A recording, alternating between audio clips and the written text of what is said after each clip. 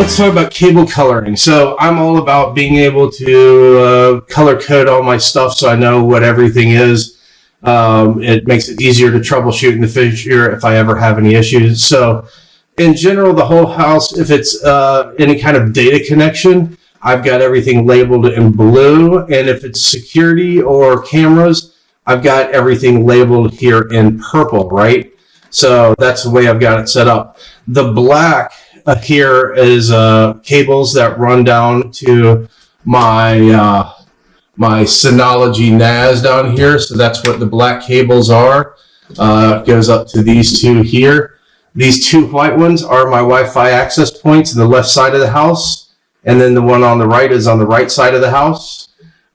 This orange cable, so I've labeled everything that's smart home automation in orange. So this is my over-the-air antenna. This is my garage door opener here. And then this one over here is my habitat. The green cable up here is actually dedicated to the living room Bose home audio lifestyle system. So now I can control my Bose home audio via Wi-Fi through the tablets that I showed you the other day on the wall when I was talking about habitat, as well as my cell phone and my portable little iPad mini. So, but that's connected directly in the green one to my Bose home audio. The red cables here, these two red cables are for my my security control panel. So I've got two different connected, and again, I'm gonna get into that in the security series, but I got two connected boards. One runs one connected board, one runs the other connected board.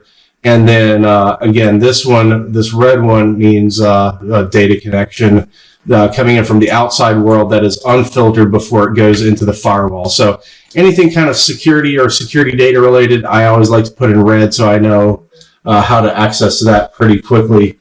Let's see. Everything in the house is labeled.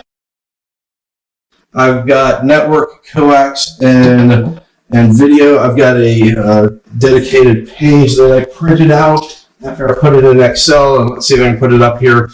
But it tells you everything for the coax, what everything is labeled, what everything is on as far as the network connections, and I even have a diagram of the house security.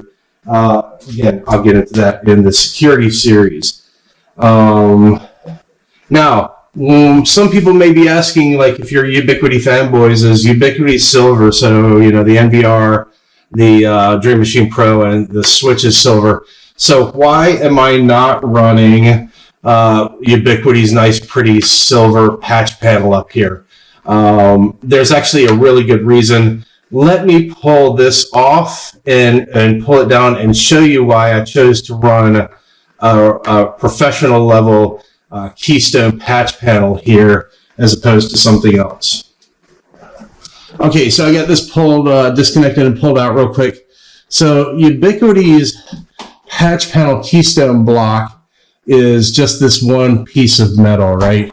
And they do have a place to ground it, just like this one does. However, this has two pieces to it, and it's kind of hard to see, but it's a two-piece Keystone panel, so it makes very positive connection with the Keystones, especially if you're doing anything that's shielded. So it's got this one face piece here, and then the actual metal-to-metal contact Keystone block is back here. Let's see if I can get it here. There we go. Right there, right? But that's, you know, neither here nor there because Ubiquiti's is solid metal. Here's why I got this one.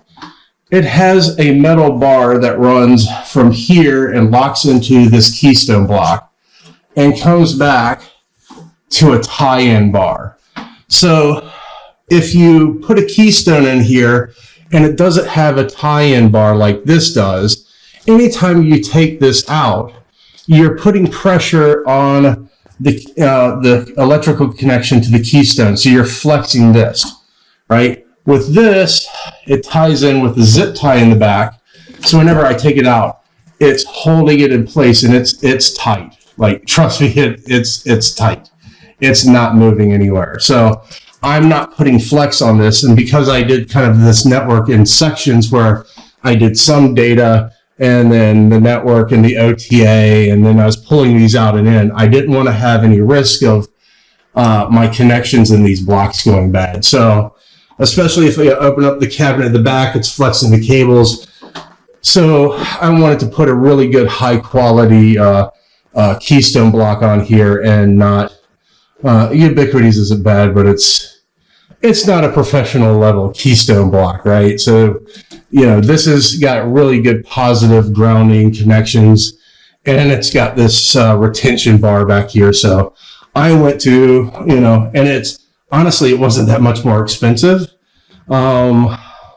I'll let you determine for yourself between, you know, putting a nice pretty silver one on here versus putting a professional grade. I think I'd have to go back and look at the price. And again, I'm dropping the links to everything down below this video and the previous video, but the cost to me was extremely nominal compared to, you know, this trip-like case and this APC OPS L-ion and all the other stuff that's gone in here. This was the cheapest nominal connection, so that's why I did that. So let me put this back and then I'll be right back.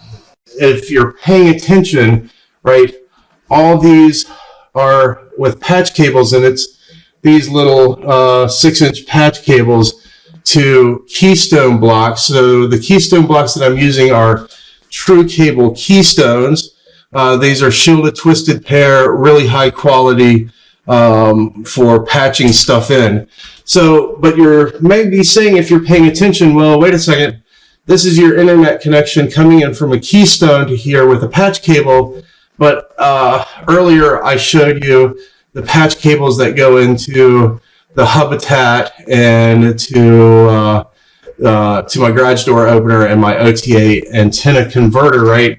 And basically, I'm going to show you a little 6-inch patch cable like I'm using up here. But how did I take it from the plug-in with the OTA and all that, from there up to the patch panel here? Well, I could have taken a section of cable and just clipped off a piece, and I could have put a Keystone on one side and then put a plug-in termination in like this one on the other side. However, I wanted to get a little bit, you know, froggy with it. The great thing about these are these factory installed, factory made cables. You know, they're have a flexible tip right there, or a flexible end, so it won't put any pressure on the actual connection to the termination points in here. You know, it's bonded and molded into the cable. It's got a nice clip protector like I was showing you earlier.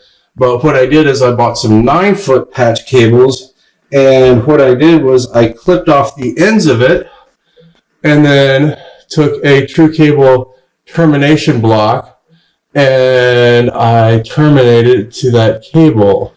So that way I've got a Keystone on one side and a nice factory installed termination end on the other side.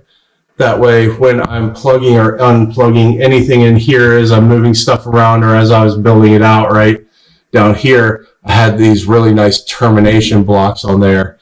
So that's how I did that. And as I showed you in the panel a minute ago, the reason I wanted to do the patch panel Keystone that I used was so that way I could strap it down with a zip tie, so there was no flex on that. So I just kind of took it to the next level. Instead of making my own patch cable, using a good factory termination end, and then put a Keystone on the end of it, right? So if you do that, you got to understand real quick that there's Ethernet cables that are CAT6 that are either A or B as far as how the wiring is run in that and in the Keystone itself. So what you got to do is, depending on which cable you got to look in there and figure out if that's A or B wiring to know how to terminate the Keystone. So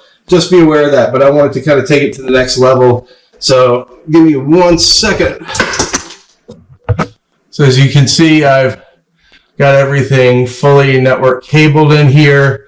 I've got everything tied together, so it's easy to trace. If I ever have any issues with the network, I can pull out this bundle, or I can pull out a bundle of security cables, and everything is tied together with these cable ties all the way up from the cabinet all the way up to there. So everything is bonded in.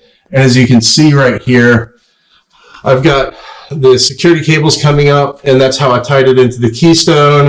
And then I've got the cables that go for the garage door opener and the network area storage, and then all the other ones.